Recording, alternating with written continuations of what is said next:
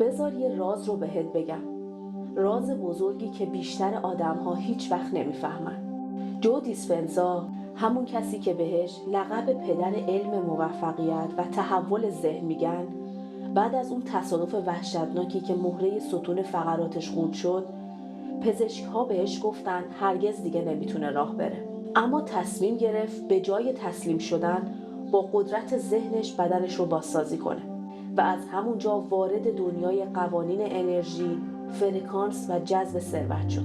قوانینی که جواب این سوال رو میداد: چرا بعضی‌ها با صفر شروع میکنن و میلیاردر میشن، اما بعضی‌ها با همه تلاشاشون هیچ وقت از فقر بیرون نمیان؟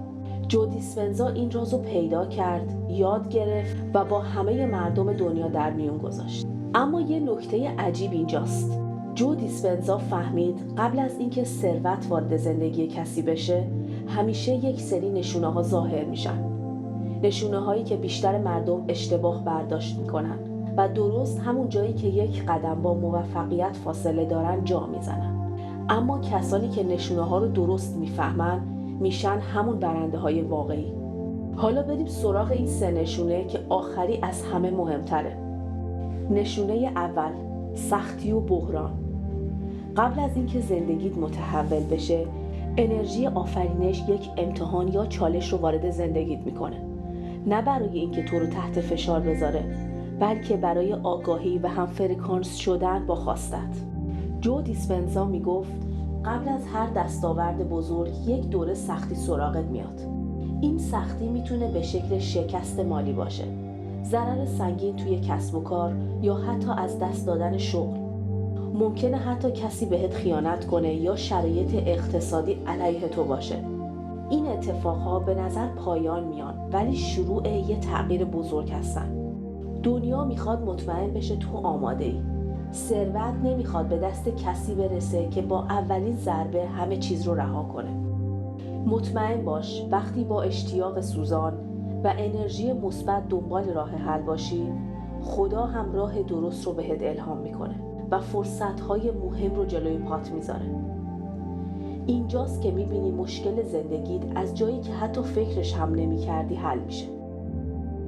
نشونه دوم، مقاومت ذهنی. وقتی نزدیک هدفت میشی، ناگهان ذهنت پر از شک و ترس میشه.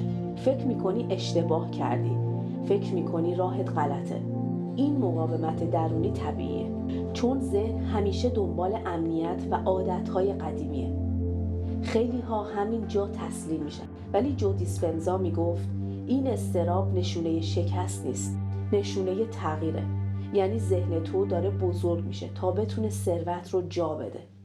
نشونه سوم، وسوسه ها. یکی از خطرناکترین نشونه ها قبل از ثروت وسوسه ها هستن. پیشنهادهای سریع، پول راحت، راههای کوتاه که به ظاهر جذابن. خیلی ها درست قبل از میلیاردر شدن به خاطر همین وسوسه ها همه چیز رو از دست میدن. اینها همه امتحان شخصیت تو هستن. ثروت واقعی فقط وقتی میاد که تو اصولی و هماهنگ پیش بری. ثروت واقعی روی صداقت و اصول ساخته میشه، نه روی راههای مشکوک. دنیا ازت میپرسه آیا واقعا آماده ای یا با اولین وسوسه میلغزی؟ نشونه چهارم، پاکسازی محیط و روابط. وقتی به سطح جدیدی نزدیک میشی، آدم‌هایی که هم فرکانس تو نیستن کم کم از زندگی تو جدا میشن. دوستی‌ها تموم میشه، همکاری‌ها به هم میخوره. این دردناکه، ولی نشونه مثبته، چون کائنات داره اطراف تو رو پاکسازی میکنه. ثروت فقط در محیط مناسب رشد میکنه. دکتر دیسپنزا یه جمله قشنگی داره: وقتی ارتعاش شما تغییر میکنه، دنیای بیرون مجبور میشه همراستا با اون تغییر کنه. یعنی تو وقتی از درون آماده جذب پول میشی، بیرون شروع میکنه آدم‌ها و فرصت‌های جدیدی رو به سمتت بفرسته. نشونه پنجم، آرامش درونی که مهمترین نشونه است. لحظه خاص که بیرون هنوز تغییر نکرده، ولی درونت پر از آرامشه. شک و تردید جاشو به اعتماد میده. دیگه از خودت نمیپرسی آیا میشه؟ مطمئنی؟ شدنیه؟